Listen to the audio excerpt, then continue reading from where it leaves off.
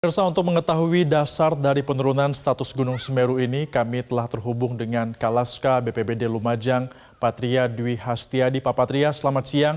Apa yang harus masyarakat sekitar Gunung Semeru ketahui terkait dengan turunnya status dari Gunung Semeru ini yang semula awas menjadi siaga, Pak Patria?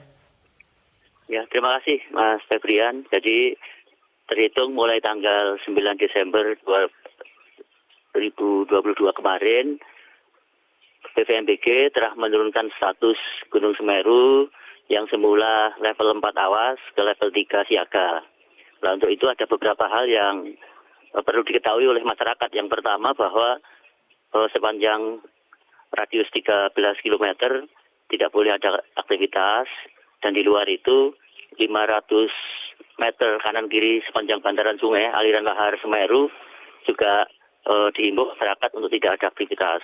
Lalu untuk itu ada beberapa kebijakan oleh tim yang dipimpin langsung oleh Bapak Bupati dalam tindak lanjut penurunan status Gunung Semeru itu. Yang pertama, bahwa beberapa akses vital yang menghubungkan antara Kecamatan Candipuro dan Kecamatan Pronojiwo mulai kemarin siang sudah mulai dibuka.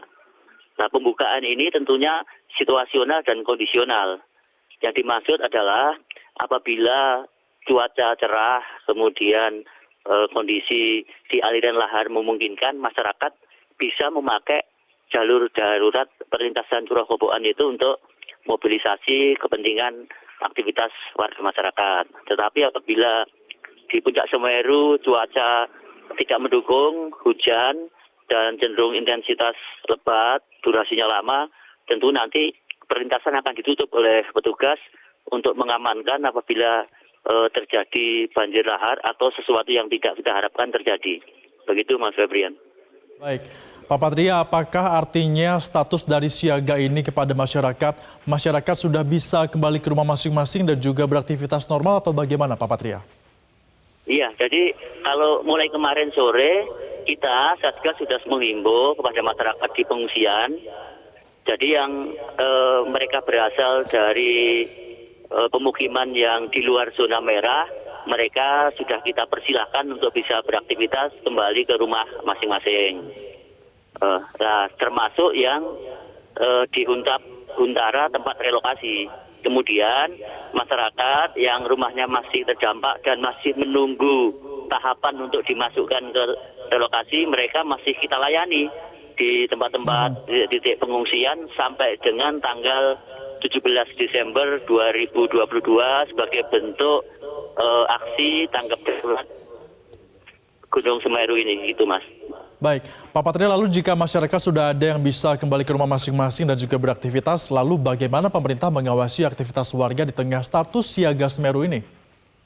Iya, makanya walaupun level Semeru diturunkan dari level 4 ke level 3 siaga, tetapi Satgas ini tetap menindaklanjuti tanggap darurat selama 14 hari sambil kita memantau dan mengevaluasi.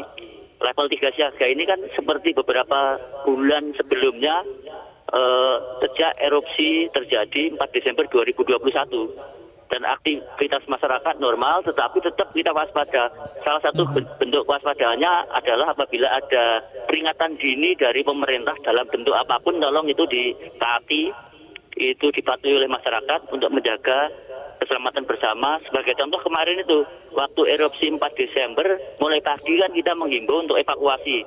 Baik evakuasi mandiri atau penyisiran yang dilakukan oleh petugas dari rumah ke rumah untuk menghimbau masyarakat menjauh dari zona berbahaya, dan alhamdulillah kita zero korban, Mas. Baik. Tadi juga Anda katakan bahwa status tanggap darurat masih berlangsung, sementara status Semeru juga kini sudah turun. Apakah evaluasi yang dilakukan nanti akan menghasilkan keputusan untuk dicabut status ini atau bagaimana, Pak Patria? Ya, jadi ini status tanggap darurat yang dikeluarkan oleh Bapak Bupati itu kan sebagai respon, sebagai prosedur apabila Semeru statusnya awas, otomatis kita harus tanggap darurat. Karena itu adalah level tertinggi dari status gunung api. Nah, kalau levelnya diturunkan, kemudian selama tenggang 14 hari ini aksi darurat yang dilakukan oleh pemerintah Kabupaten Lumajang itu kan dalam banyak hal. Yang pertama untuk keselamatan. Yang kedua untuk layanan dasar kepada pengungsi ini kan terus berlanjut karena belum semuanya kembali ke rumah masing-masing gitu kan. Baik, meskipun nanti misalnya status tanggap darurat dicabut, artinya pelayanan kepada masyarakat yang masih mengungsi akan tetap diberikan ya Pak Patria ya? Oh iya, jelas itu bentuk kewajiban kita, pemenuhan hak-hak kita kepada masyarakat, khususnya masyarakat terdampak. Baik, terima kasih informasinya. Kalaska BPBD Lumajang, Patria Dwi Hastiadi sudah bergabung bersama kami di Metro TV.